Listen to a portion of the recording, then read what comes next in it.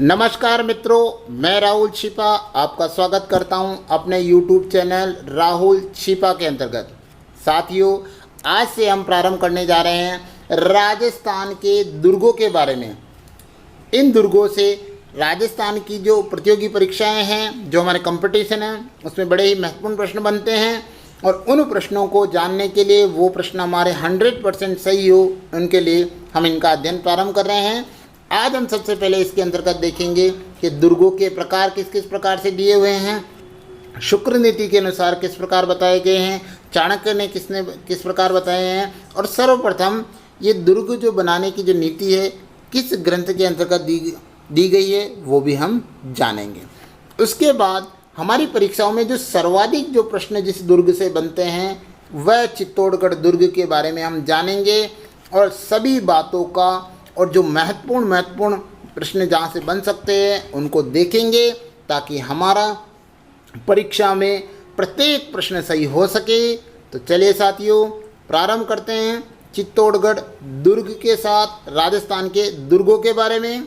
साथियों, इससे पहले आप सभी से आग्रह करना चाहूँगा कि अगर आपने अभी तक हमारे YouTube चैनल राहुल छिपा को सब्सक्राइब नहीं किया हो तो जल्दी से सब्सक्राइब कर लीजिए, और हाँ, बेल आइकन बटन दबाना मत भूलिएगा, ताकि आपको कंपटीशन की तैयारी से संबंधित सभी वीडियो मिल सके। तो चलिए साथियों, बिना किसी देरी के प्रारंभ करते हैं राजस्थान के दुर्गों के बारे में, और उसी के साथ चित्तौड़गढ़ दुर्ग को भी हम पढ़ेंगे। चलिए साथियों, आज हम देखेंगे राजस्थान के दुर्गों के बारे में, और इन दुर्गों से परीक्षाओं में प्रश्न हर बार बनता है और बड़े ही महत्वपूर्ण प्रश्न बन जाते हैं। आइए सबसे पहले हम दुर्गों के बारे में जानकारी करते हैं।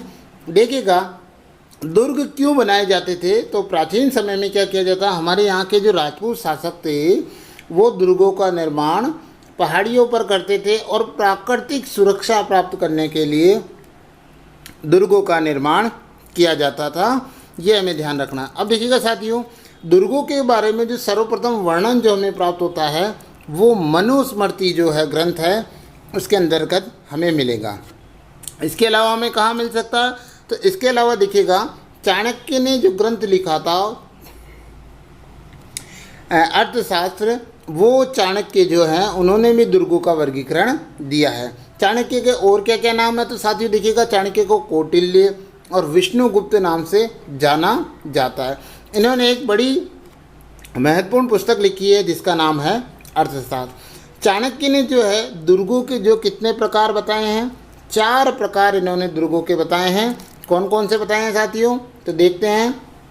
नंबर 1 ओदक दुर्ग, नंबर 2 धानवे दुर्ग, नंबर 3 गिरी दुर्ग जो पर्वत पर होता है, और नंबर 4 वन दुर्ग इन्होंने बताए हैं। इसके बाद देखिएगा, जो सबसे महत्वपूर्ण है शुक्र नीति के अंतर्गत, शुक्र नीति में भी दुर्गों का वर्गीकरण दिया गया है। दुर्ग जो शुक्र नीति के अनुसार कहा गया है कि दुर्ग जो है वो राज्य के महत्वपूर्ण अंग है, यानी राज्य के जो महत्वपूर्ण अंग माने गए हैं उनके अंतर्गत 7 अंग होते हैं, और उन 7 अंगों के अंतर्गत इस दुर्ग की भी गणना की जाती है। अब आइए देखते हैं दुर्ग कितने प्रकार के बताइए हैं। तो शुक्र नीति के अंतर्गत दुर्गों के बारे में बताया गया है कि 9 श्रेणियाँ यानी 9 प्रकार के दुर्ग होते हैं। देखते हैं कौन कौन से दुर्ग होते हैं, तो आइए देखते हैं। नंबर 1 एरण दुर्ग। एरण दुर्ग ऐसा दुर्ग जिसके चारों ओर खाई हो, कांटे और पत्थरों से जो घिरा हुआ हो, उसे एरण दुर्ग कहते हैं। राजस्थान में इसका उदाहरण कौन सा है, तो रणथंभौर दुर्ग जो सवाई माधोपुर में है वो एरण दुर्ग का उदाहरण है। आइए दूसरा देखते हैं। दूसरा जो दुर्ग है साथियों वो है पारिक दुर्ग। पारिक दुर्ग क्या है, ऐसा दुर्ग जिसके चारों ओर खाई हो। अब देखिएगा, ये तो हमें ध्यान रखना है। अब इसके नाम में ही पारिक है, पारिक का मतलब ये ख दिया हुआ है, तो पारिक और ख से हम याद कर लेंगे खाई, तो इससे थोड़ी हम इसको जान जाएंगे। अब देखिए, इसका सबसे जो बढ़िया उदाहरण है वो लोहागढ़ दुर्ग जो भरतपुर में है, वो पारिक दुर्ग की श्रेणी में आता है। अगला एक और दुर्ग आता है जो है पारिद दुर्ग। इस दुर्ग को अन्य क्या नाम है, मही दुर्ग या स्थल दुर्ग नाम से भी जाना जाता है। यानी ऐसा दुर्ग जिसके चारों ओर ईंट पत्थर मिट्टी से निर्मित बड़ी बड़ी दीवारें बनी होती हैं, वो पारिद दुर्ग कहलाता है। अब देखिएगा, राजस्थान में अगर देखा जाए तो अधिकांश जो दुर्ग है पारिद दुर्ग की श्रेणी में आते हैं। इसका उदाहरण देखें तो इसका उदाहरण होगा कुंभलगढ़ दुर्ग, इसका उदाहरण है। इसके द्वारा हम इसको समझ सकते हैं। अगले दुर्ग का प्रकार है वन दुर्ग। वन दुर्ग किसे कहते हैं? नाम से पता चल रहा है वन होने चाहिए, यानी ऐसा दुर्ग जिसके चारों ओर वनों से घिरा हुआ हो। कहते हैं लगभग 4 कोस की, यानी दूर दूर तक वन ही वन हो, ऐसा दुर्ग होता है। तो इस दुर्ग की श्रेणी में हमारा रणथंभौर दुर्ग आता है, हमें ये ध्यान रखना है। अगला दुर्ग देखिएगा जल दुर्ग के बारे में। जल यानी पता चल गया पानी।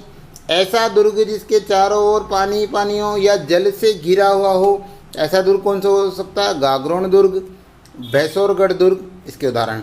सर्वश्रेष्ठ उदाहरण इसका गागरोण दुर्ग है। अगला दुर्ग देखेंगे धान्यव्य दुर्ग। धान्यव्य का मतलब होता है मरुस्थल के लिए कहा जाता है। ऐसा दुर्ग जिसके चारों ओर मरुस्थलों से घिरा हुआ हो, यानी जिसके मरुस्थल ही मरुस्थल हो, तो ऐसा दुर्ग किस श्रेणी में आएगा? धान्यव्य श्रेणी में आएगा। जैसलमेर दुर्ग इसके अंतर्गत आता है। नागौर दुर्ग और बीकानेर दुर्ग इसके अंतर्गत आता है। सर्वश्रेष्ठ अगर हम इसका उदाहरण माने तो जैसलमेर दुर्ग धान्य दुर्ग का उदाहरण माना जाता है। गिरि दुर्ग। गिरि का मतलब होता है पहाड़ या पर्वत। गिरि दुर्ग ऐसा दुर्ग जो ऊंची पहाड़ी पर बना हो, ऊंची पहाड़ी पर बना हो, पठार पर बना हो, तो ऐसे दुर्ग गिरि दुर्ग कहलाते हैं। साथियों ध्यान रखिएगा, राजस्थान में अधिकांश दुर्ग इसी श्रेणी के यानी पर्वतों पठारों पर ही निर्मित है, तो वो गिरि दुर्ग की श्रेणी में आते हैं। जैसे चित्तौड़ का दुर्ग मैसा के पठार के ऊपर बना हुआ है, पहाड़ी है, उसके ऊपर पठार है, उस पर बना हुआ है। सिवाना का दुर्ग, रणथंभौर का दुर्ग, तो ये सभी जो दुर्ग हैं किस श्रेणी में आ जाएंगे? गिरि दुर्ग की श्रेणी में आ जाएंगे। अगला प्रकार देखिएगा सैन्य दुर्ग। ऐसा दुर्ग जिसमें सैनिकों के लिए अनुकूल हो या जहाँ पर चतुरंगी सेना या सेनाएं हमारी रह सकने वाली हो, सैनिक रह सकते हो, ऐसे वाले दुर्ग कौन से होंगे? सैन्य दुर्ग कहलाएंगे। इसके अलावा देखते हैं सहाय दुर्ग, अंतिम दुर्ग। ऐसा दुर्ग जिसमें सूरवीर सदैव सहायता करने वाले हमारे बंधुजन निवास करते हो, तो ऐसा दुर्ग कैसा होगा? सहाय दुर्ग होगा। राजस्थान में सहाय दुर्ग नहीं बना हुआ है साथियों। सैनिक दुर्ग की अगर अपन बात करें तो साथी देखिएगा कि सैनिक का लगभग सब जगह मिल जाएंगे, सभी दुर्गों में मिलेंगे। तो ये प्रकार है। इन 9 प्रकारों से भी हमारे यहाँ प्रश्न पूछा जा सकता है ना, तो ये भी हमें ध्यान रखना। अब मैंने यहाँ पर एक नोट लगाया है, उसका विशेष ध्यान रखेंगे कि शुक्र नीति के अनुसार सर्वश्रेष्ठ दुर्ग का प्रकार किसे बताया? तो सैन्य जो दुर्ग है उसको शुक्र नीति के अनुसार बताया गया है। अब देखिएगा साथियों, शुक्र में स है, सैन्य में स है, दोनों में अगर स आ रहा है तो वो ध्यान रखना किस नीति का है? शुक्र नीति का है, सैन्य दुर्ग है, हमें ये ध्यान रखना है। चाणक्य के अनुसार यानी चाणक्य की नीति के अनुसार कौन सा दुर्ग अच्छा है? तो गिरि दुर्ग अच्छा है। कौन सा गिरि दुर्ग अच्छा है? तो ये भी ध्यान रखना है। अब ध्यान रखना है इसमें चाचा कहाँ गिरा? तो चाचा किस में गिरा? तो गिरि दुर्ग में गिरा। तो ये चाचा और ये गिरि दुर्ग हमें ध्यान रखना है। अच्छा, प्रश्न ये आ जाए कि सर्वप्रथम दुर्गों का वर्गीकरण कहाँ हुआ? तो मनुस्मृति में सर्वप्रथम दुर्गों का वर्गीकरण हुआ है। अब साथियों जो सबसे महत्वपूर्ण बात है वो है चित्तौड़ दुर्ग, यानी हम सर्वप्रथम जो पढ़ेंगे राजस्थान के चित्तौड़ दुर्ग के बारे में पढ़ेंगे कि सबसे जो दुर्ग है इससे ज़्यादातर प्रश्न पूछे जाते हैं, इसके बारे में हम पढ़ेंगे। तो देखिएगा चित्तौड़गढ़ दुर्ग के बारे में हम पढ़ेंगे साथियों। सबसे पहला प्रश्न बनता है इसके उपनाम कौन कौन से हैं, उनसे प्रश्न बन सकता है। तो आइए इसके उपनाम देख लेते हैं अपन, किन किन विशेष नामों से इनको जाना जाता है। तो देखिए चित्तौड़गढ़ दुर्ग को राजस्थान का गौरव कहते हैं। प्रश्न आ जाए राजस्थान का गौरव किस दुर्ग को कहा जाता है? 4 ऑप्शन दे देंगे, उसमें से सही ऑप्शन कौन सा होगा? चित्तौड़गढ़ दुर्ग होगा। ये हमें ध्यान रखना। दुर्गों का सिरमौर सिर मोर यानी सिर के ऊपर जो मुकुट के समान है, मोर पंख के समान है, वो दुर्गों का सिरमौर दुर्ग कौन सा है? चित्तौड़गढ़ दुर्ग को कहा गया है। प्यारे मित्रों, इसका ध्यान रखेंगे। इसके अलावा इस दुर्ग को क्या कहा गया? चित्रकूट दुर्ग भी इसको कहा जाता है, ये भी हमें ध्यान रखना। और देखिएगा साथियों, मालवा का प्रवेश द्वार, ध्यान रखिएगा, प्रश्न आ सकता है, मालवा का प्रवेश द्वार कौन सा दुर्ग है, या मालवा का प्रवेश द्वार का दुर्ग कौन से जिले में स्थित है? तो ये भी ध्यान रखना है, चित्तौड़गढ़ दुर्ग है और चित्तौड़गढ़ जिले में स्थित है, ये भी ध्यान रखना। दक्षिणी पूर्वी प्रवेश द्वार, राजस्थान में दक्षिणी पूर्वी प्रवेश द्वार कौन सा किला है? तो वो कौन सा किला हो जाएगा? चित्तौड़ दुर्ग जो है हमारा, वो इसके अंतर्गत आ जाएगा। और एक महत्वपूर्ण प्रश्न जहाँ पर परीक्षाओं में बार बार पुरानी परीक्षाओं में प्रश्न पूछा जा चुका है कि राजस्थान का सबसे बड़ा लिविंग फोर्ट, रहने वाला जो किला है, जिस किले के अंतर्गत रहते हैं, वो कौन सा है? तो देखिएगा साथियों, वो है चित्तौड़गढ़ दुर्ग है। पहले नंबर पर चित्तौड़गढ़ दुर्ग है, हमें ध्यान रखना है। और दूसरा जो लिविंग फोर्ट है वो जैसलमेर दुर्ग है, हमें ये ध्यान रखना है। अगला प्रश्न आएगा सबसे महत्वपूर्ण साथियों, जिसका हमें ध्यान रखना है कि दुर्ग किस श्रेणी में आता है? तो ये जो दुर्ग है गिरि दुर्ग की श्रेणी में आता है, कि इस दुर्ग का प्रकार गिरि दुर्ग है, ये हमें ध्यान रखना। और चित्तौड़गढ़ दुर्ग जो है साथियों, वो समुद्र तल से 1850 फीट की ऊंचाई पर है, यानी समुद्र तल से इसकी ऊंचाई 1850 मीटर की ऊंचाई पर है। और किस पठार पर बना हुआ है? ये बना हुआ है मेसा के पठार पर। मेसा का जो पठार है उस पर इस दुर्ग का निर्माण किया गया है, ये भी हमें ध्यान रखना है। आइए चलिए साथियों आगे चलते हैं। इस दुर्ग का जो निर्माण है दो नदियों पर किया गया है, जिनका संगम पर कौन सी है? बेड़च और गंभीरी, बेड़च और गंभीरी नदी पर इसका निर्माण किया गया है। क्या करना है साथियों, ध्यान रखिएगा, चित्तौड़गढ़ बेगा आओ, ये अगर आप ट्रिक ध्यान रख लेंगे तो आपका काम बन जाएगा चित्तौड़गढ़ बेगाओ। तो बे से क्या हो जाएगी? बेड़च, और गे से गंभीरी नदी। तो अगर आप चित्तौड़ बेगा आएंगे तो आपको ये फटाफट याद हो जाएगी, ये भी आपको ध्यान रखना।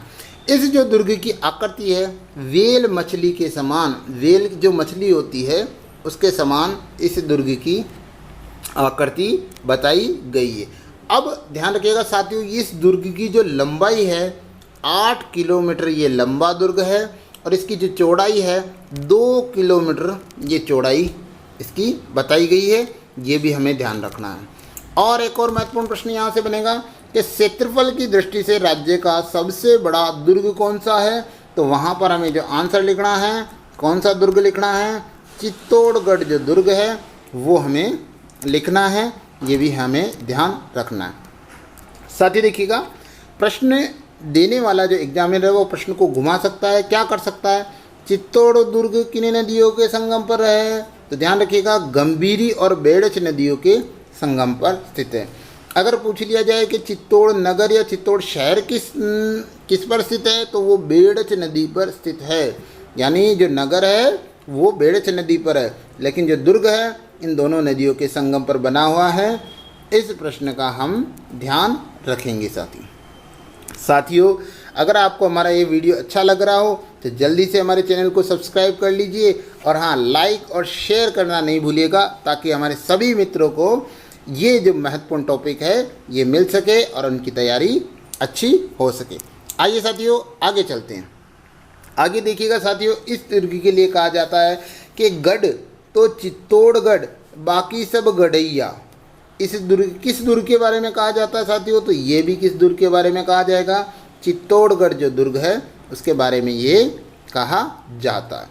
अब जो महत्वपूर्ण प्रश्न बनता है साथियों, इसके निर्माताओं से संबंधित बनता है कि इसका निर्माण किसने कराया था? तो देखिएगा, चित्तौड़ दुर्ग का निर्माण मौर्य शासक ने करवाया था। किसने कराया था? चित्रांगद मौर्य ने करवाया था इस दुर्ग का निर्माण।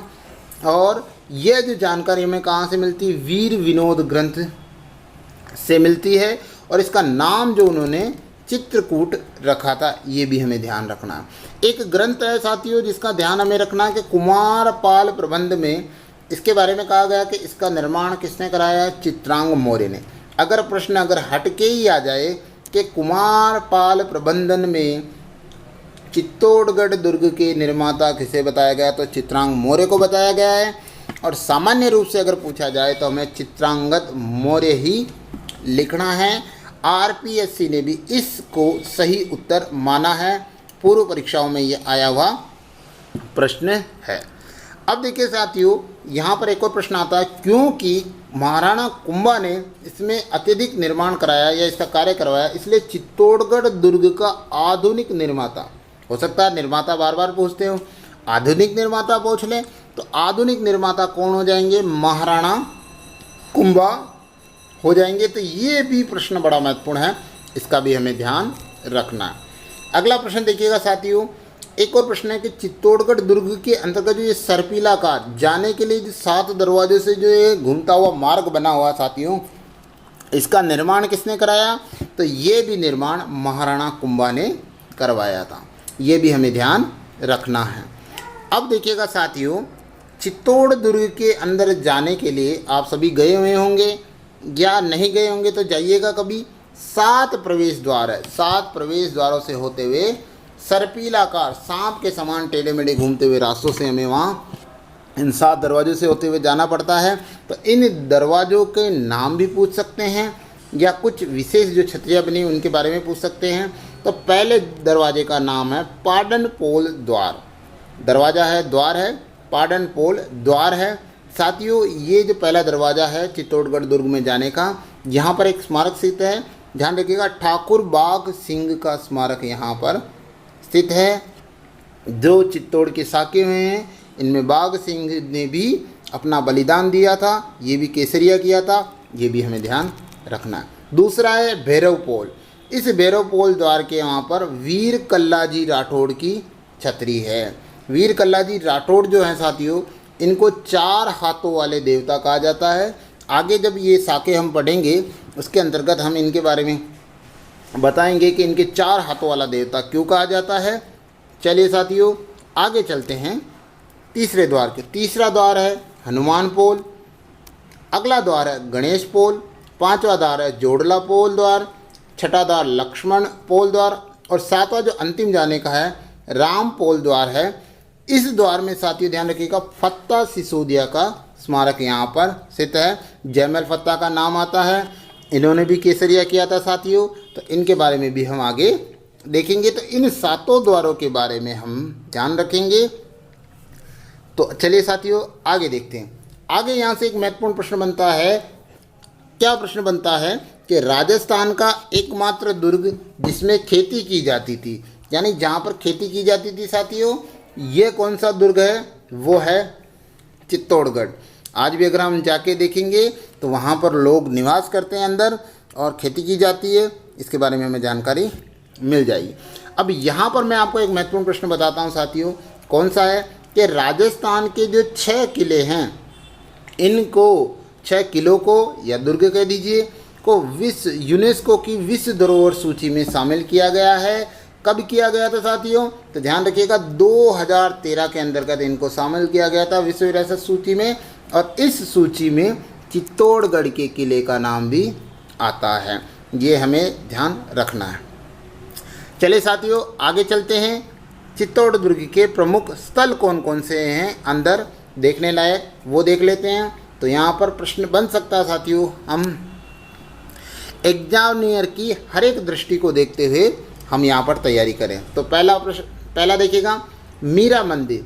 मीरा मंदिर चित्तौड़गढ़ दुर्ग के अंतर्गत स्थित है, जिसका निर्माण किसने कराया था? राणा सांगा के द्वारा निर्मित ये मंदिर है। कहते हैं यहाँ पर मीरा जी भगवान कृष्ण की भक्ति करती थी। अगला है कुंभ स्वामी का मंदिर और वराह मंदिर। इन दोनों मंदिरों का निर्माण भी राणा कुंभा ने करवाया था। एक मंदिर यहाँ पर है तुलजा भवानी माता का मंदिर है। तुलजा भवानी जो माता मंदिर है, ये जो तुलजा भवानी है, ये शिवाजी मराठा जो हैं उनकी आराध्य देवी है, और इस मंदिर का जो निर्माण है बनवीर ने करवाया था। आप इसका भी ध्यान रखेंगे। अगला देखेंगे साथियों कि त्रिभुवन नारायण जो मंदिर है उसके बारे में हम जानकारी करेंगे। त्रिभुवन नारायण मंदिर जो है इसके निर्माता भोज परमार शासक को माना जाता है, उन्हीं के नाम पर इसको भोज मंदिर भी कहा जाता है। लेकिन साथियों इसका निर्माण पुनः जीर्णोद्धार मोकल द्वारा करवाया गया था, इसलिए इन्होंने इसका नया नाम दिया। इसको समदिदेश्वर मंदिर भी कहा जाता है, समदिदेश्वर मंदिर भी कहा जाता है। तो दोनों नामों का हम ध्यान रखेंगे। चित्तौड़गढ़ के दुर्ग के अंतर्गत एक जैनियों का जो तीर्थ स्थल है वो भी है। सतबीस देवरी जैन मंदिर भी यहाँ पर स्थित है। ये जैन धर्म के तीर्थंकरों की यहाँ मूर्तियाँ हैं, इसका भी हमें ध्यान रखना है। चित्तौड़ दुर्ग के अंदर ये स्थित है। अगला देखिएगा साथियों, कालिका माता का मंदिर। कालिका माता का मंदिर कहाँ पर है? चित्तौड़गढ़ दुर्ग में है और सबसे प्राचीन सूर्य मंदिर इसको बताया जाता है, ये भी हमें ध्यान रखना। इसके अलावा क्या क्या है चित्तौड़गढ़ दुर्ग में? गोरा बादल महल, रानी पद्मिनी का महल, भामाशाह की हवेली भी इसके अंतर्गत है, फतेह प्रकाश महल भी यहाँ पर है। साथियों वर्तमान में यहाँ पर संग्रहालय बना दिया गया है, इसका भी हमें ध्यान रखना है। दो जो छतरियाँ हैं इनके बारे में भी प्रश्न पूछा जा सकता है। क्या प्रश्न पूछा जा सकता है देखिएगा, रैदास की छतरी कहाँ पर? इन्हें मीराबाई का गुरु कहा जाता है। और कल्लाजी राठौड़ की छतरी कहाँ पर स्थित है? ये भी हमारे चित्तौड़गढ़ दुर्ग में है। ये एक महत्वपूर्ण है, मैं यहाँ पर मौस लगा देता हूँ। नवलखा भंडार कहाँ पर है? इसे नवकोठा भंडार भी कहा जाता है। इसका निर्माण किसने कराया था? तो राणा बनवीर ने इसका निर्माण करवाया था। इसमें क्या है कि 9 कोठा मकान है या नवलखा भंडार इसको कहा जाता है। 9 कोठा मकान बना हुआ है, इसके बारे में भी हमें जान रखना। एक महादेव का मंदिर है जिसे कुकुड़ेश्वर महादेव मंदिर कहा जाता है, इसके निर्माता महाराणा कुंभा है, इसका भी ध्यान रखना चाहिए। चित्तौड़गढ़ दुर्ग में जो सबसे महत्वपूर्ण चीज़ जो है वो है, चित्तौड़गढ़ में 2 स्तंभ है, कीर्ति या विजय स्तंभ एक ये है, दूसरा स्तंभ है जैन कीर्ति स्तंभ। 2 स्तंभ है, इनके बारे में महत्वपूर्ण जानकारी है, ये दोनों इसके अंतर्गत स्थित है। आगे हम इसके बारे में संपूर्ण जानकारी करेंगे। यहाँ चित्तौड़गढ़ दुर्ग में एक श्रृंगार चौरी है, चित्तौड़गढ़ दुर्ग के अंदर स्थित है साथियों। तो इसका बड़ा महत्वपूर्ण आप ध्यान रखिएगा, क्योंकि इसके जो श्रृंगार चौरी है ये मूलतः क्या था? जैनों का मंदिर था। किनका था? शांतिनाथ जैन मंदिर है। इसका निर्माण किसके द्वारा कराया? बेलका या वेलका के द्वारा इसका निर्माण करवाया गया था। बाद में क्या हुआ था? इसको श्रृंगार चौरी क्यों कहा जाता है कि बाद में ये हुआ था साथियों कि महाराणा कुंभा ने अपनी पुत्री, क्या नाम है उसका, रमाबाई का विवाह यहाँ पर किया था, जिसके कारण इसको श्रृंगार चौरी कहा जाता है। वहाँ विवाह के फेरे हुए थे, इस कारण इसको कहा जाता है। तो साथियों ये भी हमें ध्यान रखना है। साथियों अगर आपको ये वीडियो अच्छा लगा हो तो इसे लाइक कीजिएगा, हमारे चैनल को सब्सक्राइब कीजिएगा और वीडियो को अपने सभी मित्रों से शेयर कीजिएगा, ताकि उन सभी को इन महत्वपूर्ण प्रकार की जानकारियाँ मिल सके और परीक्षा में अगर इनसे प्रश्न आता है तो उनका प्रश्न एकदम सही बैठ सके। चलिए साथियों फिर मिलेंगे। जय हिंद, जय भारत।